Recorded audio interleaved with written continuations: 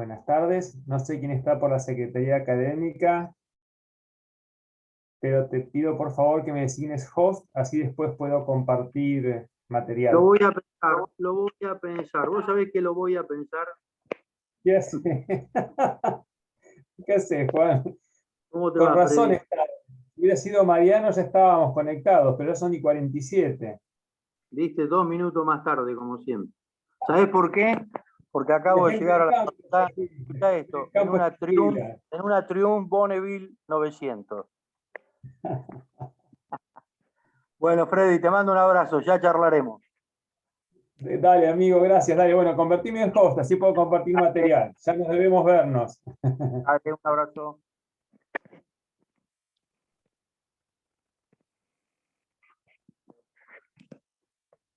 Buenas tardes, ¿cómo les va? Bueno, como siempre, a ver, falta un poquito de gente, es medio pronto. A ver, ¿dónde estamos?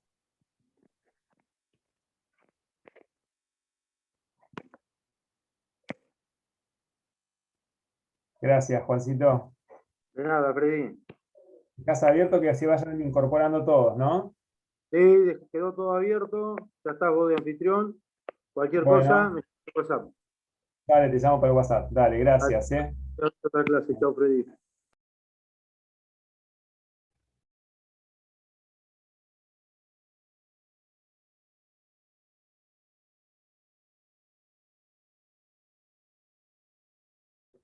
Me parece que no me están escuchando, ¿o sí? Ah, Sí, se bien, bueno. escucha. Ahí está, sí, sí, no, porque veía un símbolo que estaba muteado.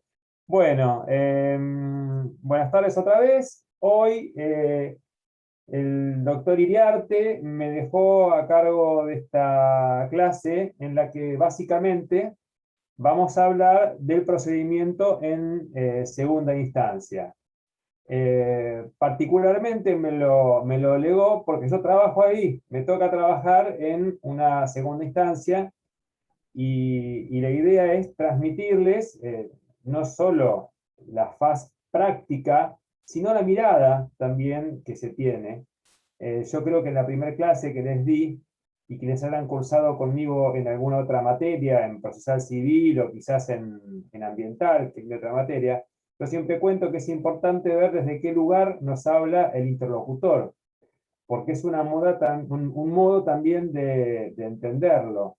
Y también siempre bromeo, yo ejercí más años la profesión de manera liberal de los que llevo en la judicatura. Pero sí es cierto que a veces hay alguna mirada distinta en el ejercicio de la relación con el cliente, la expectativa, y desde el tribunal la posibilidad de ver cantidades de cosas, la dinámica. Eh, Creo que cada uno hace su aporte, porque en definitiva el servicio de justicia lo prestamos todos, el abogado y también el juez. Ay, ¿Sí? perdón, hola, yo. No quería interrumpirlo en el medio de la clase, así que quería planteárselo ahora. Yo estoy cursando en la comisión virtual y ayer nos avisaron que el parcial iba a ser oral a último momento, cuando nos habían dicho que iba a ser escrito, como para todos. Y no sé si lo pudieron hablar en la cátedra o no. La verdad es que nos parece injusto, primero que nada, porque en un principio se dijo que iba a ser escrito en igual condiciones que las personas que sí podían ir a cursar presencial. Yo de hecho puedo ir a cursar presencial, pero como se movieron los horarios, la verdad es que no puedo, así que estoy cursando virtual. Pero nos parece injusto, primero porque las personas que van a rendir presencial van a rendir con el código abierto, y plantearon como que nosotros nos íbamos a poder copiar y la verdad que no está bueno porque la mayoría, o creo que todos nosotros, no es que no queremos ir a la facultad a cursar, sino que hay circunstancias que nos lo impiden. Y nos parece injusto, o sea, que ellos puedan rendir con el código y nosotros no, y encima tengamos que rendir oral, cuando venimos haciendo 8 trabajos prácticos y no se van a tener en cuenta y no sirvieron de nada. Y nada, lo queríamos Porque, plantear, lo planteamos ayer, no nos dieron una solución y no sabemos con quién hablar porque, o sea, queremos que alguien nos dé una respuesta. bueno, mira, Agustina, te voy a ser franco, me voy a ocupar de trasladarle exactamente esto que me estás diciendo a quien está a cargo de la cátedra, que es el doctor Iriarte. Yo particularmente no sabía cómo se había pautado. Sí te puedo decir, porque como docente también estoy en el consejo académico y sé que las soluciones que se han intentado son varias.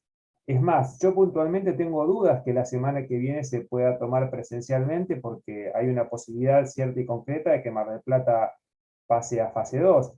Y eso nos obliga a todos a repensarlo. Lo primero que te quiero decir es que no se trata de culpas.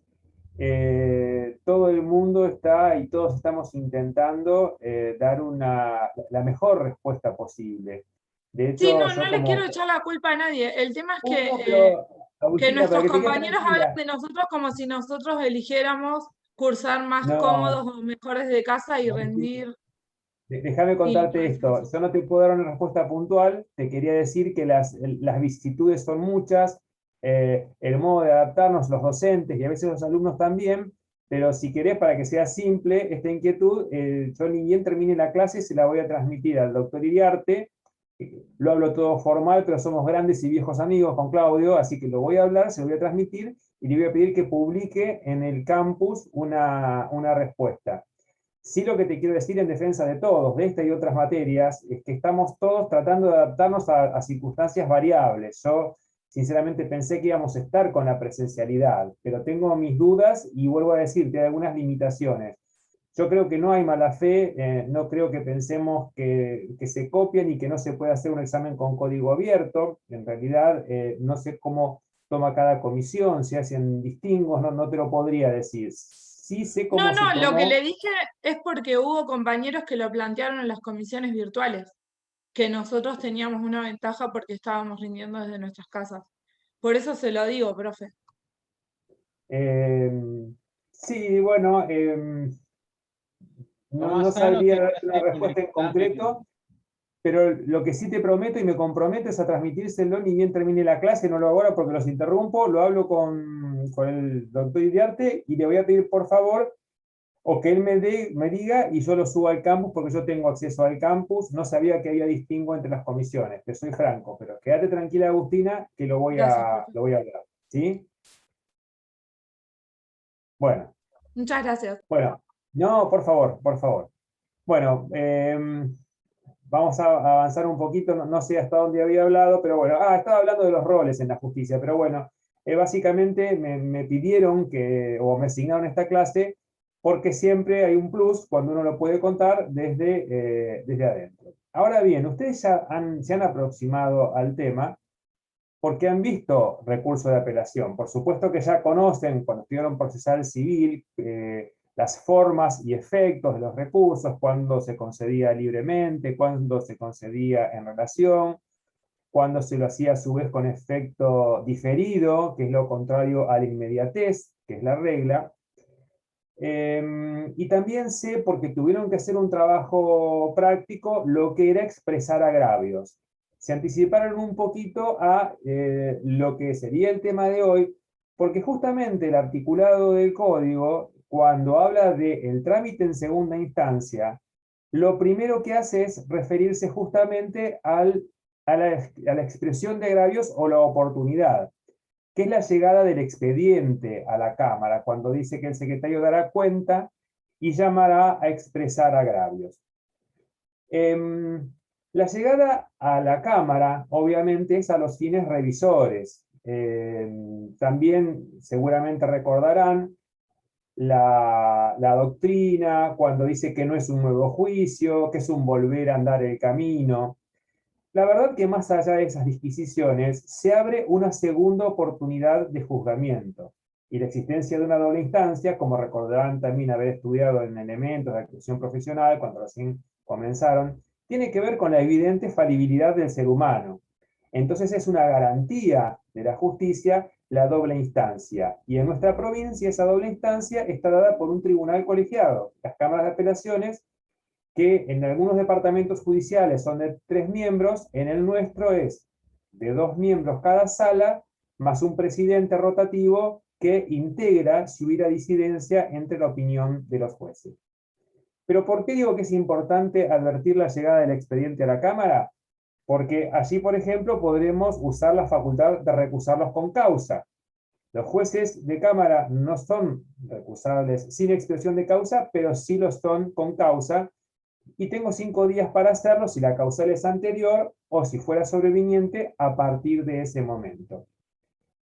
En el en el recurso concedido en relación, como ustedes ya han interpuesto el recurso ante el juez que dictó la resolución y por el llamado del juez a fundarlo a través de una pieza que se denomina memorial, ya han completado el trámite en la primera instancia y el expediente va a la Cámara y pasa automáticamente a resolverse.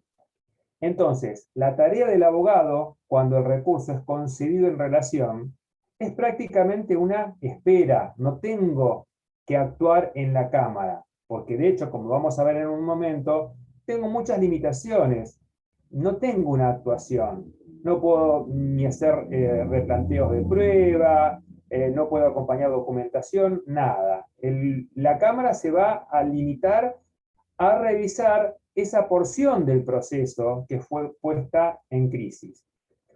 Por eso, cuando el código dice que el expediente, o mejor dicho, cuando establece el comienzo del trámite en segunda instancia, lo primero que menciona es la expresión de agravios o el llamado a expresar agravios, que como recordarán, el plazo es de 10 días cuando estoy apelando una sentencia definitiva de un juicio ordinario y de 5 días cuando apelo una sentencia del juicio sumario.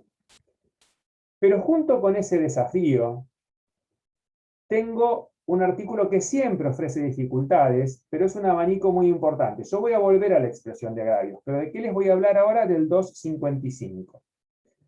Recordarán, cuando lo estudiaban para rendir procesal civil y comercial, el trabajo que les daba. ¿Por qué? Porque es un artículo que contiene varios incisos y nos ofrece varias posibilidades o varias alternativas para ejercer la defensa de los derechos de nuestro cliente.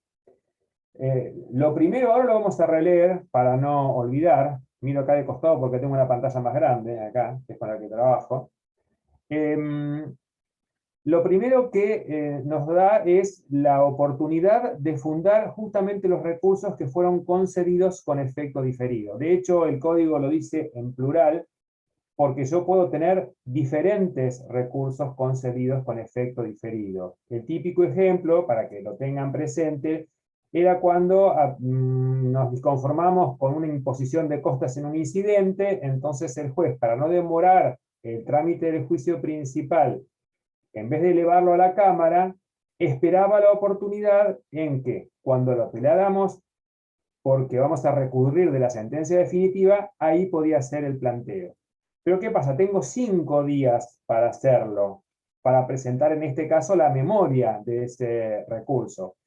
Y si no lo hago, me lo van a declarar desierto. Pero esta es la oportunidad. ¿Y saben qué ocurre? Es muy común que los abogados nos olvidemos, porque como no es algo tan trascendente en el proceso, lo delegamos para más adelante y lo olvidamos. ¿Y qué pasa? Si a mí me llamaron a expresar agravios en un juicio ordinario y tengo 10 días, a veces me distraigo y se me pasan esos 5 días y cuando me pongo a estudiar el expediente a fondo lo advierto y es tarde. Recordemos siempre que tenemos 5 días para hacerlo. Pero no es la única oportunidad o la única actividad trascendente que puedo hacer en virtud del 255. También puedo hacer los replanteos de prueba.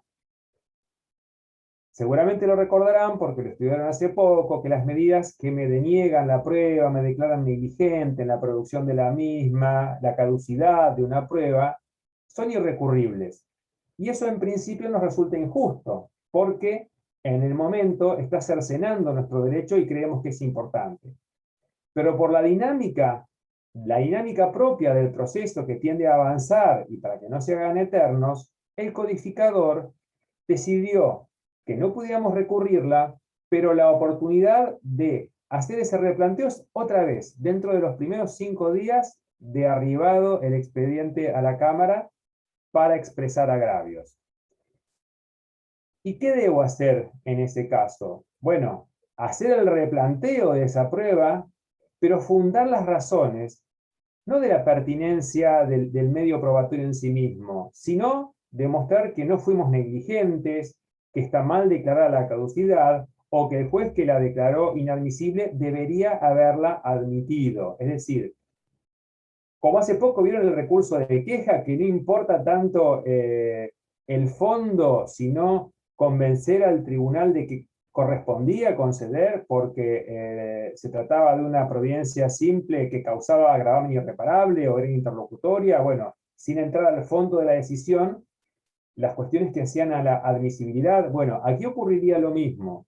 Cuando yo pretendo hacer el replanteo de prueba ante la alzada, tengo que convencer al tribunal en una presentación que debo hacer dentro de los 5 días de la pertinencia de esa prueba, de la admisibilidad, de que es injusto o no corresponde que me hayan declarado negligente en la producción de la misma.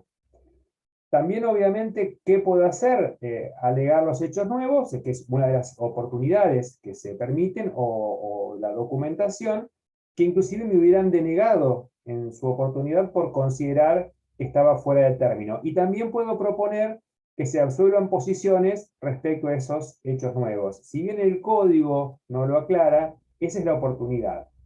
Todo este conjunto de facultades que parece menor, hace realmente otra vez al ejercicio de mi derecho y debo estar atento porque el plazo de proposición del mismo es muy breve. ¿Qué puede ocurrir?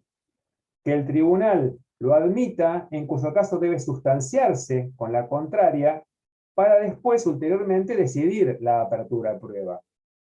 O considerar que no corresponde porque es improponible.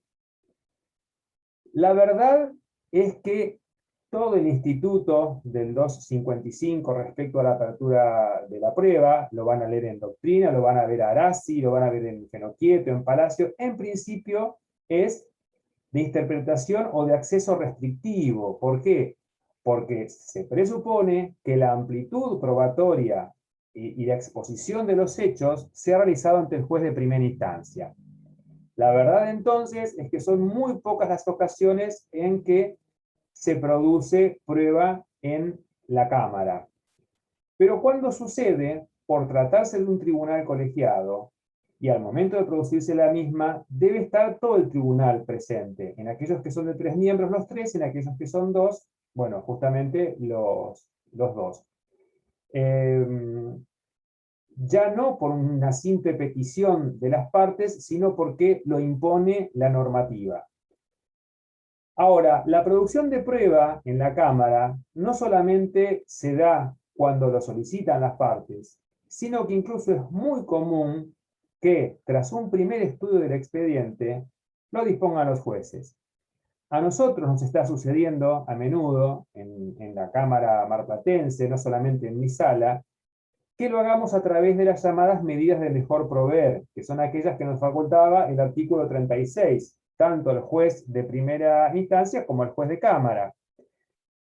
Y básicamente, a través de la medida de mejor proveer, lo que tratamos es de formar nuestra convicción, buscar la verdad real, la verdad subyacente. Lo que no puede hacer el juez a través de una medida de mejor proveer es suplir la negligencia de una parte, incorporar un medio probatorio que no se ofreció. ¿Pero qué puede hacer?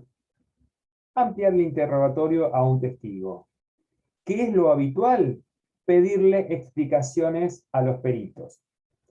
Porque muchas veces, cuando tomamos conocimiento de la causa, advertimos alguna falencia que puede haber pasado desapercibida, o que incluso es marcada por alguna de las partes, pero no pudo plantearlo como una negligencia o una caducidad de la prueba. ¿Qué ocurre? A veces se piden explicaciones en primera instancia, no son suficientes, y recién cuando llegue el expediente a la Cámara lo advierte el tribunal y ahí es donde se solicita la medida. A veces se piden informes a organismos. Miren, sin ir más lejos, en estos días me ocurrió que estando ya en el estudio de un expediente, advierto que entre las pretensiones de la parte actora había algunas que tenían que ver con el cumplimiento de un contrato y otras con los daños y perjuicios derivados de ese incumplimiento. Era el caso de una persona que había comprado un departamento hecho nuevo a estrenar y resulta que cuando se lo entregan tenía varias deficiencias.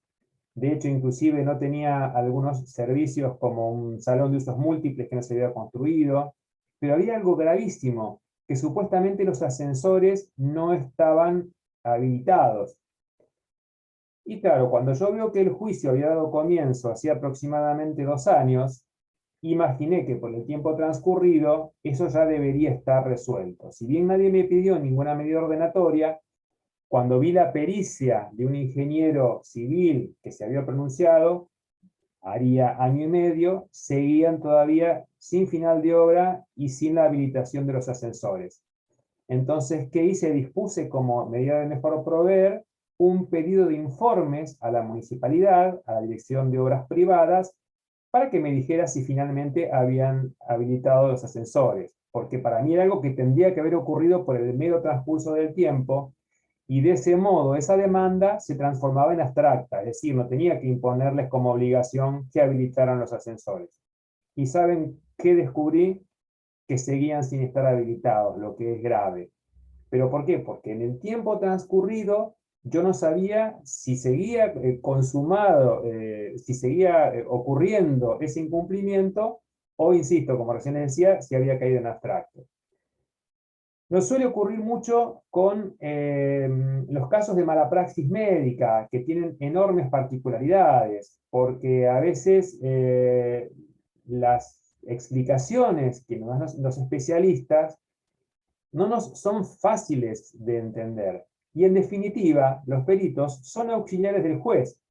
Y no corresponde que yo, si práctico sería, bueno, el doctor lo llama por teléfono y le pregunta, no, porque lo que me explica a mí también tiene que dar claro para todas las partes y para que puedan alegar eventualmente o pedir a su vez explicaciones sobre lo que nos están diciendo los jueces. Entonces, como acto público, se dispone una medida de mejor proveer, en este caso, para que amplíe su informe. Por eso van a ver que es más común que, no tanto porque lo pidan las partes, sino porque el tribunal lo demande. Eso es algo que ocurre habitualmente en nuestro tribunal. Pero bueno, cumplidas un poco las etapas del 255, recién estaríamos en condiciones de pasar a resolver. Yo lo que voy a hacer en un momento es compartir pantalla, que esto se los subí al principio de la clase, es nada más que el texto del código. Ahí sí también he subido un artículo de Leostaz Ranea muy interesante, que estaba subido por otro de los miembros de la cátedra, que se los dejé disponible, pero habla de todo el íter recursivo. Yo lo que voy a compartir ahora con ustedes un momentito nada más, es el texto, que acá lo tenemos, para resumir en el articulado. Como les decía, fíjense que el 254, que es el primer artículo de este capítulo que habla de trámite previo y de expresión de agravios, justamente habla de eso, de la radicación en el expediente, que como les mencionaba, es importante porque yo a partir de ahí conozco cómo está integrado ese tribunal. En algunas oportunidades es la primera vez que el expediente llega a la Cámara.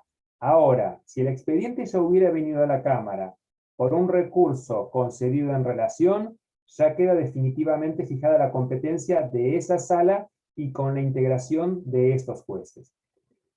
Como les decía, el 254 llama a expresar agravios y después tenemos el 255 que justamente nos habilita a hacer los fundamentos de las apelaciones diferidas, la actualización de cuestiones y pedido de apertura a prueba. Lo vimos, fundar los recursos que se hubieran concedido en efecto diferido, indicar las medidas probatorias denegadas en primera instancia que quiero replantear, documentos de los que intento valerme posteriores a la fecha del llamamiento de autos, es decir, la figura de los hechos nuevos que han estudiado, exigir confesión judicial sobre esos hechos nuevos y pedir que se abra la causa a prueba, ¿no? Justamente cuando haya un ofrecimiento de prueba o se haya alegado un hecho nuevo. Se sustancia, como les dije, se producen ante la Cámara, si se puede, en una sola audiencia, y son recibidas por el Pleno del Tribunal.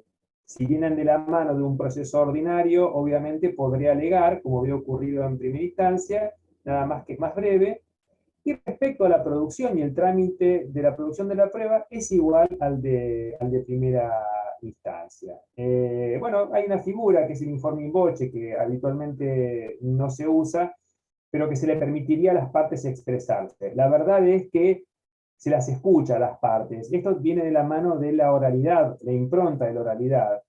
Este cuatrimestre no me tocó hablar a mí, pero lo cierto es que todo el departamento judicial se ha integrado a este ayornamiento en el proceso y estamos tomando audiencias cotidianamente. Yo de la mañana tuve 2, obviamente las tomamos de manera remota. Bueno, mañana tengo una presencial, que es excepcional, pero permanentemente ocurre, y de hecho en los casos de producción de prueba también se trata de hacer con el principio de inmediación en un solo acto con todas las partes presentes, aún de manera virtual.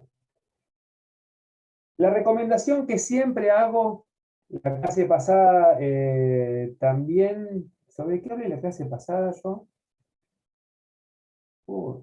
Qué laguna. Bueno, pero básicamente, ¿qué es? Que cuando me toca hacer planteos de esta naturaleza, yo tengo que tener el código en la mano. Cuando hago la demanda, tengo que tener el 330 para ir fijándome todas las cosas que tengo que plantear.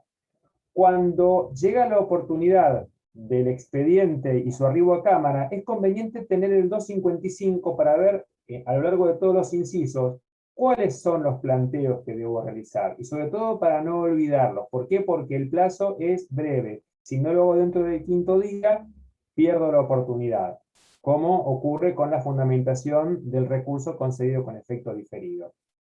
Es una ventana que es lo primero que analiza el tribunal. Antes de ingresar en el tratamiento de los agravios, debo despejar toda la propuesta de la producción eventual de prueba, porque recién ahí puedo pasar a una etapa, si se quiere, deliberativa.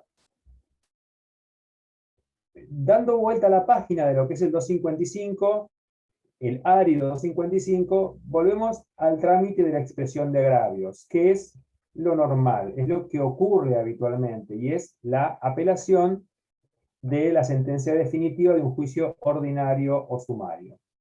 El llamamiento para expresar agravios corre para ambas partes, porque puede apelar tanto quien perdió como quien ganó. Quien ganó el proceso puede hacerlo porque considera que no se le dio todo lo que pedía, y obviamente el que perdió porque pretende que se modifique algún aspecto. En algunas oportunidades, el agravio, que es la medida del recurso, está referido a cuestiones importantes, amplias.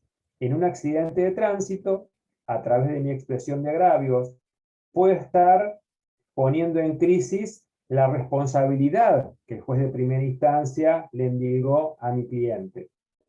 O simplemente puedo asumir la condena en materia de responsabilidad porque no respeté la prioridad de paso, pero me parece que los montos indemnizatorios que se le otorgaron son exorbitantes. ¿Y qué puede ocurrir también? Que haya muchas partes interviniendo, que tiene que ver con la existencia de un consorcio, una citación de un tercero, una citación en garantía de una aseguradora. Todos tienen derecho a apelar en la medida de su agravio. Y cuando se llama a expresar agravios, como los plazos son comunes, es usual que quien no dispone del expediente porque hay un expediente físico y lo solicita, pide la suspensión de los términos, que es conveniente hacerlo porque el plazo comienza a correr desde que soy notificado de ese llamado a expresar agravios.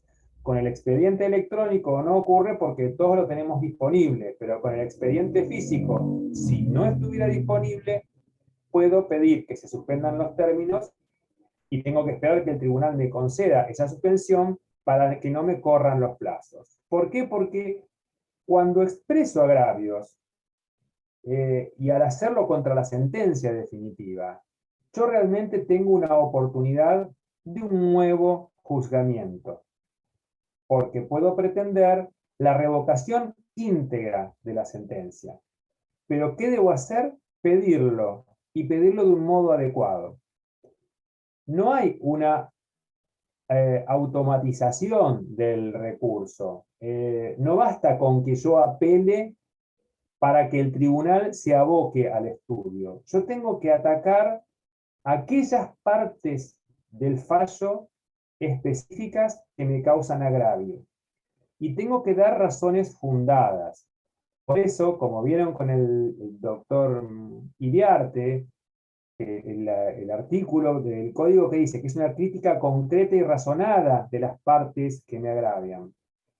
Pero no significa hablar de la justicia o injusticia del fallo. Significa hablar puntualmente de cuál es el yerro. Si yo considero que se ha aplicado mal el derecho, que se ha aplicado mal una norma, tengo que indicar yo cuál es la disposición legal que considero que resultaba aplicable. Y si interpreto que el juez eligió o valoró mal, no sé, a los testigos, tengo que decir por qué no le creo al testigo Álvarez y sí al testigo Rodríguez. O por qué considero que un testigo único no tuvo el valor probatorio suficiente para erigirlo en fundamental en la decisión que tuvo el juez. No sirve remitirme a los escritos postulatorios. El recurso tiene que ser autónomo. Uno que tiene la tentación, uy, perdí el juicio, me condenaron. Entonces, copio mi escrito de demanda o mi escrito de contestación de demanda como para que haya un nuevo estudio. No, yo no estoy haciendo un juicio nuevo de cero. Pido que se revise, pero a partir de la decisión del juez de primera instancia. Entonces, ¿qué es lo que tengo que hacer? No considerar que empecé de cero nuevamente. No, no. La crisis nace a partir de lo que haya decidido el juez de primera instancia y me haya causado agravio. Entonces tengo que indicar dónde yace el error que quiero que sea corregido y tengo que dar fundadas razones. ¿Qué lo puedo hacer explicándolo yo?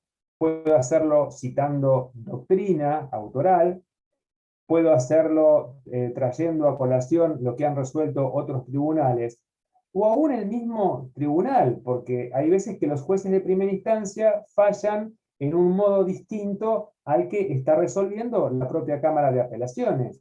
Es muy común que citen nuestros propios fallos para decir, mire doctor, usted resolvió tal cosa en tal expediente, así que pido que en este expediente aplique el mismo tenor de la decisión, y obviamente eso nos llama la atención. Nosotros guardamos una conducta en nuestras decisiones, quizás lo recordamos, pero si no lo recordáramos es la oportunidad para refrendar lo que ya veníamos diciendo. Pero todo ese trabajo lo tiene que hacer el abogado cuando plantea el recurso. ¿Por qué? Porque el tribunal no puede ingresar a cuestiones que no hayan estado propuestas. Este principio que nos limita justamente tiene que ver con que solo podemos tratar lo que fue traído como materia de agravio. Y en más de una oportunidad vemos que quizás no se cuestionó la responsabilidad en un accidente de tránsito. Y básicamente vemos que quizás era una demanda para rechazarla y viene admitida. No podemos hacer nada. Y viceversa.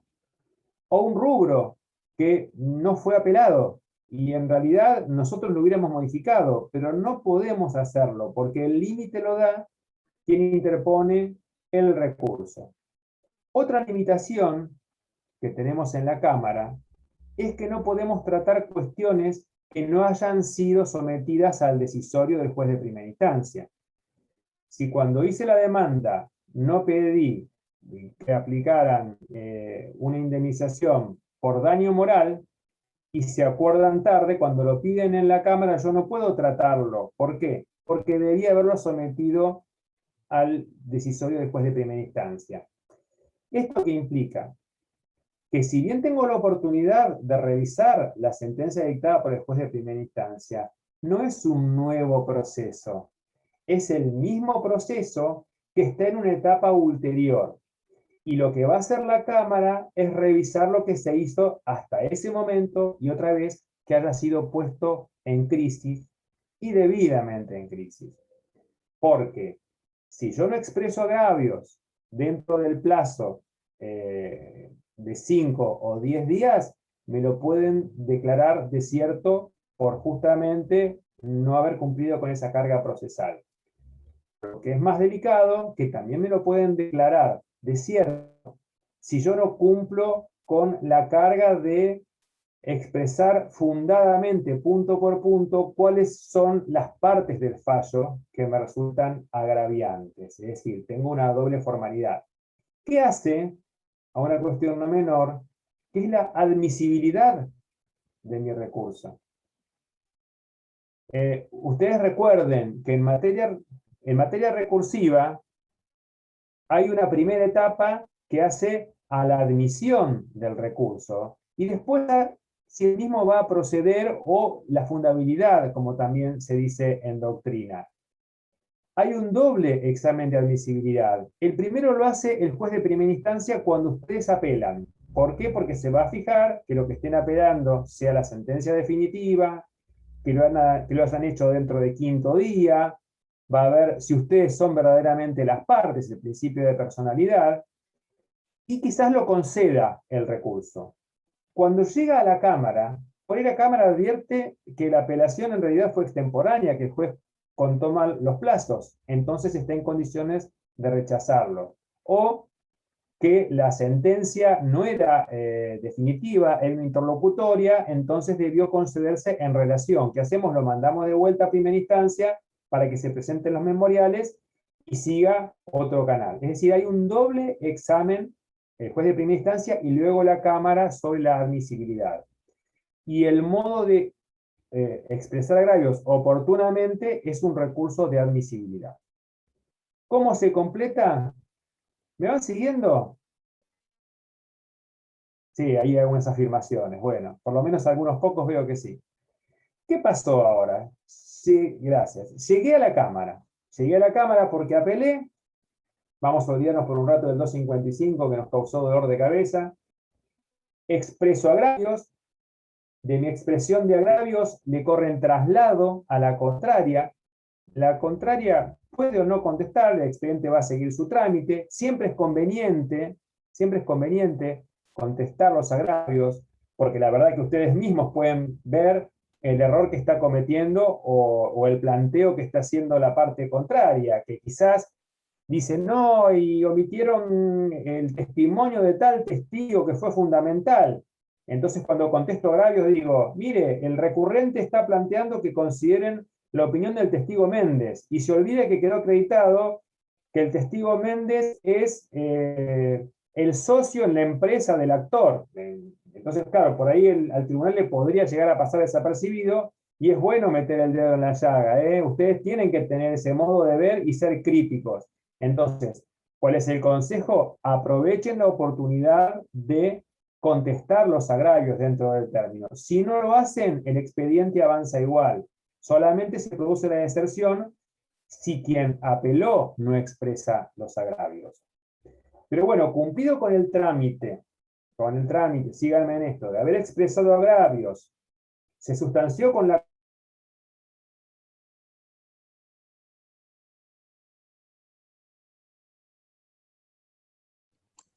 Profe, se le trabó.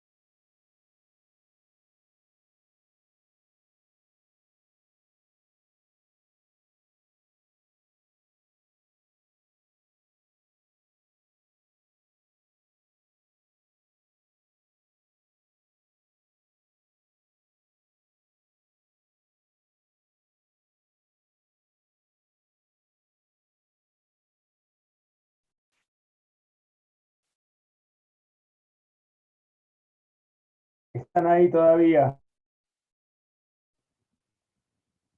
Hola. Hola. Hola.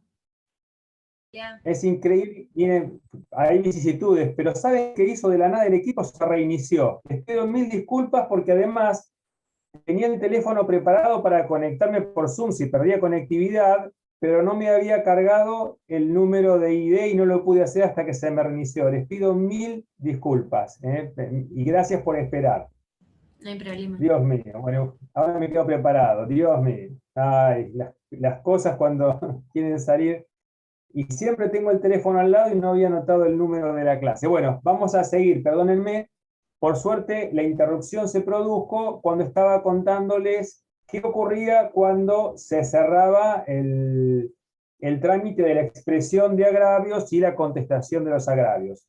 Ya les digo que si se llega a cortar de vuelta, me conecto por el teléfono, pero no fue conectividad, no sé, se reinició el equipo. Bueno, a partir de ese momento, quien tiene que empezar a trabajar es el tribunal. Y por una cuestión de normativa, de reglamentación, los expedientes se deben sortear para establecer quién es el juez que vota en primer término. La reglamentación dice que tiene que haber por lo menos 2 sorteos por mes. A mí actualmente me están sorteando por mes mensualmente unos 30 expedientes, lo que importa que tendría que dictar, bueno, de hecho dictamos 30 sentencias. Lo que sucede es que no son todas complejas, pero sí estamos en un momento o en una coyuntura de mucho trabajo, entre 20 y 30 sentencias. De hecho, en esos valores estamos actualmente. Pero ¿por qué es importante el orden de sorteos? Primero, que se realiza dejando debida constancia en el libro de sorteos. Ahora se ha implementado a partir de la informatización del sistema un sorteo automático, porque se requiere que le toquen la misma cantidad de expedientes a todos los jueces. Pero la circunstancia de que alguien vote en primer término es porque eso le impone al juez que tiene que hacerlo, como primer votante, hacer un exhaustivo y fundado voto. Porque cuando llegue al acuerdo y al estudio con el segundo juez, lo que podrá hacer quien vote en segundo término es adherir al voto del primero o quizás agregar alguna razón, algún fundamento, pero básicamente lo que hace es dar sus propias razones. Y si hubiera una disidencia, es necesario integrar el expediente con el magistrado que vota como presidente, porque las decisiones deben ser tomadas por mayoría.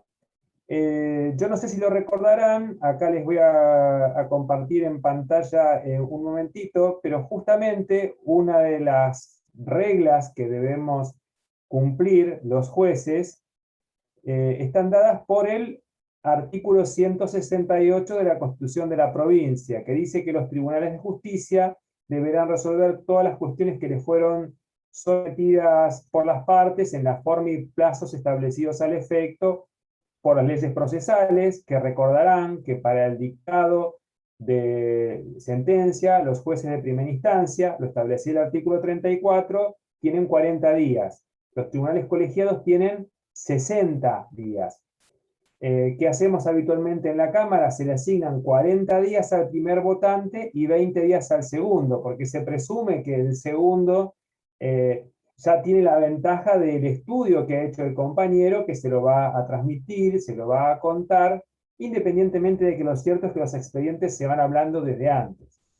Pero ¿qué dice luego el segundo párrafo del artículo 168 de la Constitución? Que los jueces que integran los tribunales colegiados deberán dar su voto en todas las cuestiones esenciales a decidir. Para que exista sentencia, debe concurrir mayoría de opiniones acerca de cada una de ellas. Y esta no es una cuestión menor, porque justamente los tribunales colegiados deciden por mayoría. Y una mayoría no es decir, sí, la verdad que hay que darle la razón al actor porque él no tuvo la culpa en el accidente, la culpa es del demandado que violó la prioridad de tránsito. Y el segundo votante dice, sí, tiene razón, pero en realidad es porque el otro venía a exceso de velocidad. Ahí no tengo los mismos fundamentos y se requiere que la condena o la decisión sea por iguales fundamentos. ¿Qué puede hacer? Ampliarse, quizás utilizar algún aporte doctrinario, algún aporte jurisprudencial, pero en definitiva tiene que haber mayoría de opiniones. Siempre recuerdo que hacía poco que yo trabajaba en la Cámara y en una cuestión societaria muy compleja, voto yo en primer término. Y quien votaba en segundo término decía, sí, sí, coincido con el voto del juez que vota en primer término, pero yo pienso que la figura es, y en definitiva había una pequeña fisura entre la opinión de ambos y llevó a que se planteara el recurso extraordinario de nulidad por no haber cumplido con el artículo 168 que debía ser decidir por mayoría de iguales opiniones y fundamentos. Cuando se da esa alternativa, la Corte anula el fallo y lo devuelve para que con una nueva integración se decida ese expediente. Y la verdad es que a los jueces nos da cierto pudor cuando eso ocurre porque tenemos que advertirlo ese detalle. Pero bueno, algunas veces sucede y por eso está previsto el recurso extraordinario de nulidad. Pero ¿cómo se trabaja el expediente? Bueno, lo primero que hace un juez, obviamente, si ya pasó el filtro de que se expresaron agravios, se contestaron los agravios, nos toca sorteado, es ver el tenor de los agravios. Yo les contaba a ustedes, a veces me sortean 15 expedientes en una quincena, pero hay algunos que los resuelvo en 15 minutos. Por ahí lleva más tiempo escribirlos y por eso tenemos un equipo de relatores. Hace poco, miren, sin ir más lejos, ya salió en el último sorteo, llegó un expediente que era complejo, un expediente, sí, los que tengan que desconectarse no se hagan problemas, no les guardo rencor, manéjense con libertad, chicos, por favor, ahí veo en el chat que hay algunos que andan con dificultad. Yo lo que los invito es a que aprovechen la clase, a que la aprovechen y por supuesto me pregunten, pero quiero contarles cómo es el trabajo en la Cámara y por qué y para qué llegan los expedientes, porque a veces, insisto, no es por una cuestión compleja. Esto que les contaba hace 15 días, un expediente de daños y perjuicios, de cumplimiento de contrato, no era daños y perjuicios, un cumplimiento de contrato. Cuando veo la expresión de agravios era extensa y me pongo a leer y básicamente el abogado había transcripto la sentencia, toda la sentencia condenatoria después de primera instancia, pero apelaba a la imposición de costas. ¿Por qué? Porque sostenía que sus clientes habían negado la firma de un convenio porque había sido estampada por el padre de ellos y ellos eran los herederos. Entonces argumentaba que los herederos no tienen la carga de reconocer la firma. Claro, eso es cierto. Ustedes saben que uno de los casos en que no tengo que reconocer la firma es cuando estoy siendo representado por el defensor oficial o cuando soy el heredero. Pero lo que hago es limitarme a decir que no me consta que sea la firma y esperar que se pruebe. En este caso no, había tenido una conducta absolutamente obstruccionista, porque no decían que no les constaba, la negaban, decían que firmaba distinto, que su padre nunca debió haber firmado eso, etcétera, etcétera. Entonces, a través de las probanzas, se comprobó que la firma era, entonces le correspondía la condena en costas. Pero, insisto, lo primero que vi es que lo único que me habían apelado era la imposición de costas, y el agravio era ese. Yo podía después ver todo el expediente si quería por deporte, cosa que no hago porque tenemos mucho trabajo, pero la limitación del agravio era la imposición de costas. En cambio, a veces nos tocan expedientes mucho más complejos. En estos días, no sé por qué, nos han tocado varios expedientes sobre simulación, fraude, acción pauliana, y son complejos, y son expedientes, porque ustedes piensen que cuando hay un fraude, una simulación, se ha trabajado deliberadamente para ocultar una conducta. Y quien demanda no tiene los elementos porque no conoce la existencia de contradocumentos, si realmente los pagos que se dice, si fue título oneroso, se hicieron o no se hicieron. Entonces, nos obliga a estudiar minuciosamente todas las alegaciones, toda la prueba y sobremanera las presunciones. Acá cobra valor el análisis que hace el juez en el 163 de la prueba presuncional. ¿Por qué? Porque no tengo la documentación. Pero ¿quién es el que me tiene que guiar? El abogado cuando expresó los agravios. Entonces, hay expedientes simples, hay expedientes complejos. Hay expedientes en los que ya tenemos un modo de decidir. A veces nos vienen ejecuciones bancarias donde apelan tasas de intereses excesivas y, no sé, en tarjeta de crédito aplicamos directamente el límite que establece la ley de tarjeta de crédito. Entonces, prácticamente ni lo hablamos con el compañero de sala, porque sabemos que decidimos de ese modo.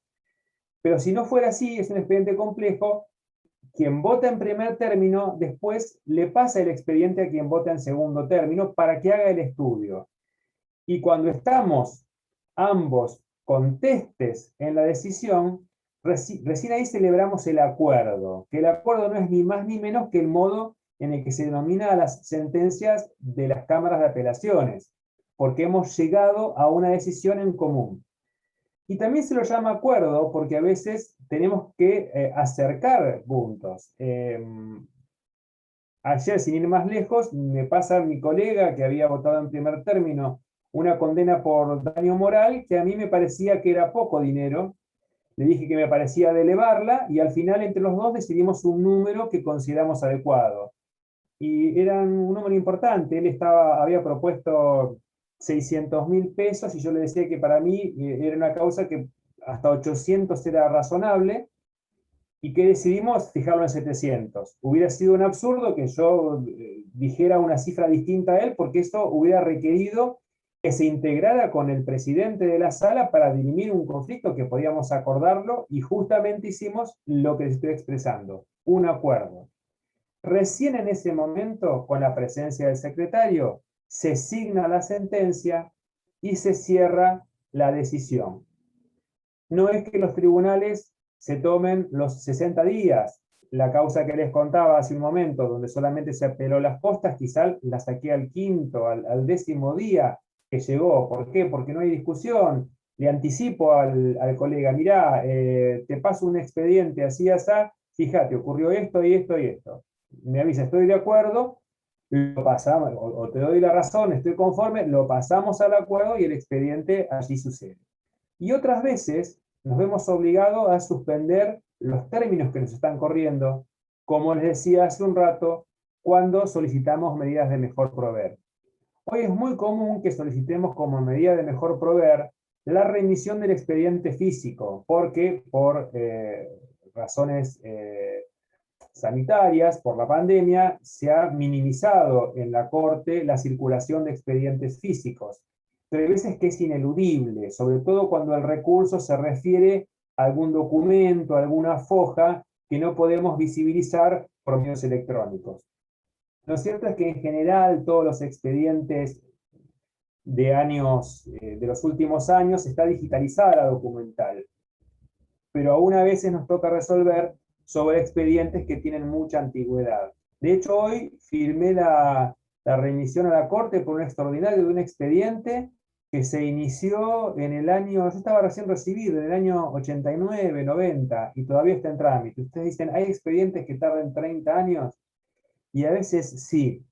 Y ustedes también se plantean, ¿se durmió alguien? No, lo que pasa es que en ese caso puntual, por ejemplo, una de las partes era una aseguradora que entró en liquidación, hubo que integrar la litis con la Superintendencia de Seguros, después fallecieron algunos de los afectados de las partes, tuvieron que llamar a los sucesores, tuvo un trámite de prueba complejo, había opiniones de los peritos encontrados, se pidió una pericia a una universidad pública, en fin, hay avatares que nos sorprenden. Pero bueno, claro, ese expediente, yo necesito el expediente físico, porque hace 20 años no se digitalizaban las constancias, y eso hoy ha cambiado. En definitiva, lo que no va a poder hacer nunca el tribunal es tratar lo que no fue materia de agravio y lo que no fue sometido a decisión del juez de primera instancia. Si la potestad del expediente es amplia, inclusive en la aplicación del principio iura novit. ¿Por qué? Porque tiene esa potestad de aplicar y estudiar el derecho, es decir, la norma que considera apropiada. ¿Qué no puede variar el tribunal al aplicar este principio? Los hechos como han sido plasmados. ¿De qué hablamos generalmente? De la llamada causa petendi. Son incontables las oportunidades en que para tomar la decisión, yo luego de ver los agravios, automáticamente voy a la sentencia. A ver, digo, ¿cuál fue el razonamiento lógico del juez? ¿Por qué consideran que se equivocó? Y aún a veces que hago, vuelvo a Fojas 1 para saber exactamente cuál fue la petición. En el caso que les contaba hace un rato de esos ascensores que no funcionaban y pedía la medida de mejor proveer, lo que fui a hacer la foja 1 para ver en definitiva cuál era el incumplimiento del cual se lo acusaba al constructor o al consorcio. Porque no me quedaba claro. Y yo en realidad, como siempre decimos, se lo escucho decir siempre al doctor Casas, a Fabián Casas, que lo van a tener en la práctica 2, que el juez no puede ser fugitivo de la realidad. Claro, yo no puedo ser fugitivo de la realidad del expediente y de lo que fue materia de agravio, que siempre va a ser mi límite. Pero en esto está el arte del abogado de realmente poner en crisis la decisión para que pueda ser revisada por la Cámara. Y sobre todo porque la Cámara va a poder hacer valoración de los hechos, cosa que no va a ocurrir en recursos extraordinarios. Esa es una de las mayores responsabilidades que tenemos en aquellos juicios en que advertimos que no hay una oportunidad de que la decisión de la Cámara vaya a ser revisada por la Corte. A mí particularmente me gusta que puedan ir por sobre mi decisión porque me da tranquilidad. Pero hay muchos casos que no son pasibles de los recursos extraordinarios porque no dan los montos o la naturaleza de la cuestión que decidimos. Entonces, insisto en este punto. El mejor colaborador del juez, aún del juez de cámara, es el abogado que realmente hace la expresión de agravios, indicando y clarificando cuáles fueron los errores puntuales en los que incurrió el juez en su sentencia. Para verificar que no haya omitido nada muy trascendente, vamos a pegar una rápida mirada al articulado. Bueno, había estado abierto el archivo, ahora se me cerró. Denme un segundito que lo abro y lo comparto, porque en el fragor del discurso se me escapan algunos puntos. Esperemos que no se me reinicie de vuelta, que no me había pasado. A ver acá.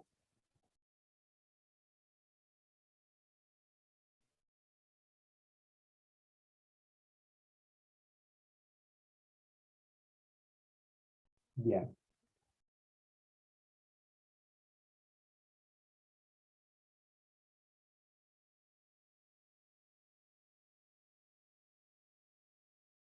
Acá estoy.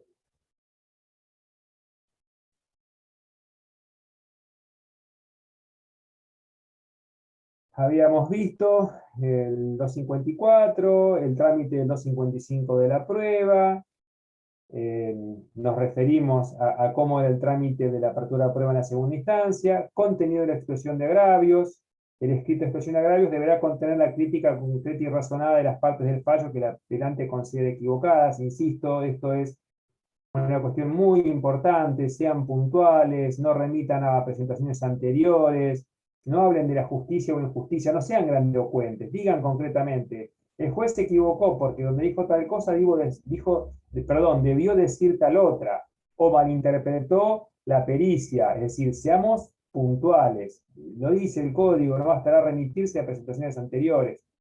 Se sustancia, cuándo se habla de la deserción del recurso, qué pasa con la falta de contestación de agravios, lo vimos, llamamiento de auto, sorteo de la causa, lo hemos visto, libro de sorteos que hace la transparencia, porque La gente necesita saber quién vota en primer término, corresponde, está en su derecho.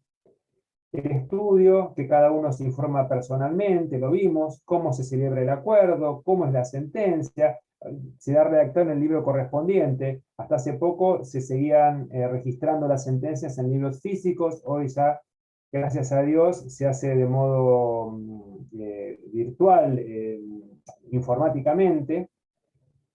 Bueno, acá veo, después que habla de las providencias de trámite, obviamente, ven, de esto no les había dicho nada, es común que se dicten medidas de mero trámite, que esas las firma solamente el presidente, alguna medida ordenatoria, el pedido de remisión a la primera instancia, porque faltó, no sé, una foliatura, o el tratamiento de alguna cuestión, o falta una notificación, eso no hace falta que se haga por acuerdo.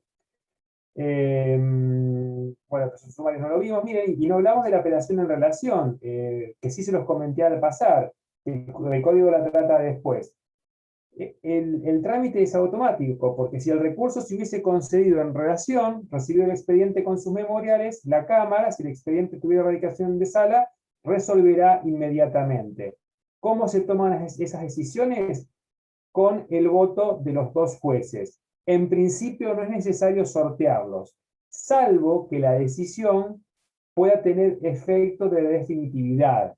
Por ejemplo, no sé, una resolución sobre caducidad de instancia, por más que venga en relación, porque se considere que ha sido una resolución interlocutoria, como hace perder el derecho a ese proceso, que obviamente se pierde por prevención de la instancia, se requiere el voto individual. Que esa es una gimnasia que se está viendo en general en los tribunales. Para evitar que la Corte anule por falta de opinión individual, hay una tendencia a tratar los recursos concedidos en relación iguales que los concedidos libremente, en el sentido de que se sortean al juez, nada más que tenemos un plazo más breve para decidirlo. El 271, que habla del examen de la forma de concesión del recurso, porque es lo que les decía hace un rato, hay un doble examen de admisibilidad donde la Cámara termina siendo soberana, no la obliga que el juez de primera instancia lo haya concedido. Y el 272, que lo he nombrado varias veces, que el tribunal no podrá fallar sobre capítulos no propuestos a la decisión del juez de primera instancia. Sí que puede hacer, por eso miren qué bien que lo leí, deberá resolver sobre los intereses y daños y perjuicios u otras cuestiones derivadas de hechos posteriores a la sentencia de primera instancia. Y también respecto a cuestiones omitidas, porque el recurso de apelación permite, por ejemplo, si el juez de primera instancia no habló de intereses y sí habían sido pedidos, a pronunciarnos sobre los mismos.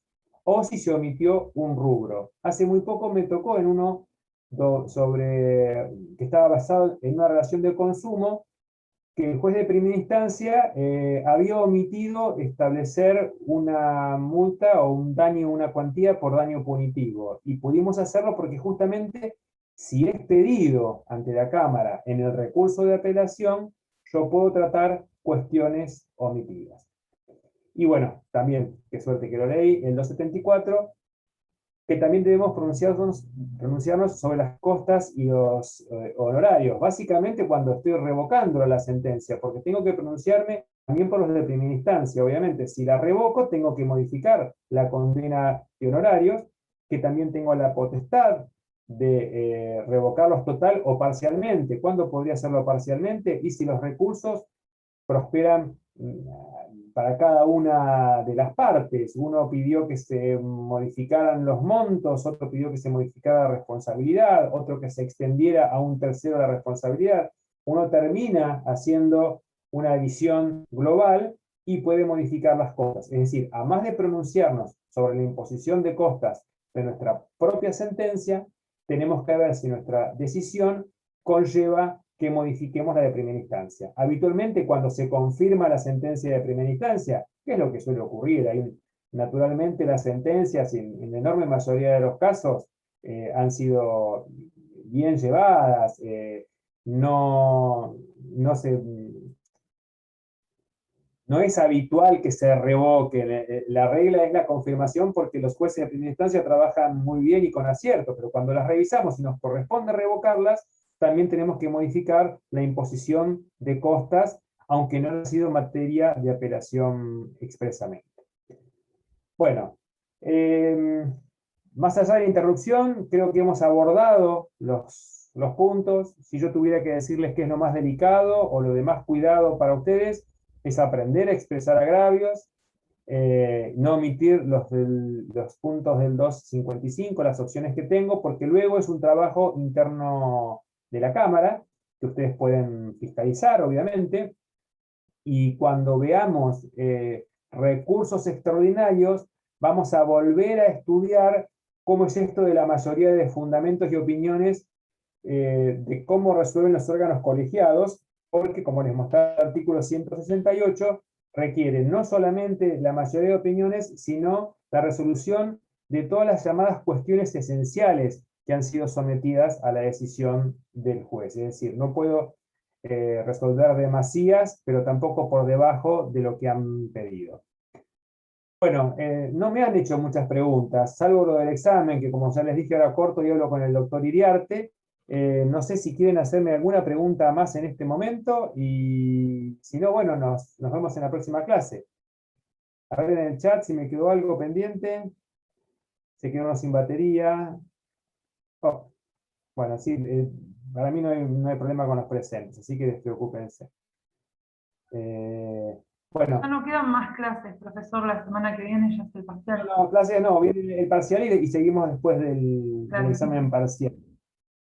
Las notificaciones en cámara, sí, ahora hay un sistema de notificación automática, la Corte acaba de perfeccionarlo, donde ni siquiera se hace la cédula, automáticamente se notifican las resoluciones, que se están quejando todos los abogados, todos los colegas amigos, porque claro, hay un ritmo infernal, es decir, la notificación de estos por estos medios electrónicos nos obliga a estar siempre pendientes y conectados. Me decía el otro día una colega, a veces me llegan notificaciones a las 12 de la noche. Digo, bueno, no hace falta que las mires a las 12, podés prender el correo a las 8 de la mañana, pero sí, las notificaciones hoy, toda la tendencia y las últimas resoluciones de la Corte hacen a la notificación automática por parte del tribunal, sí.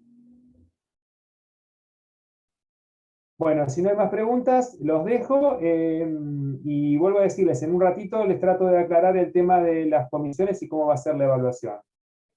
Gracias, profe. Gracias, doctor. Gracias a todos y disculpen la interrupción técnica. Buenas tardes. No hay problema. Gracias. Buenas tardes. Gracias, profesor. Adiós.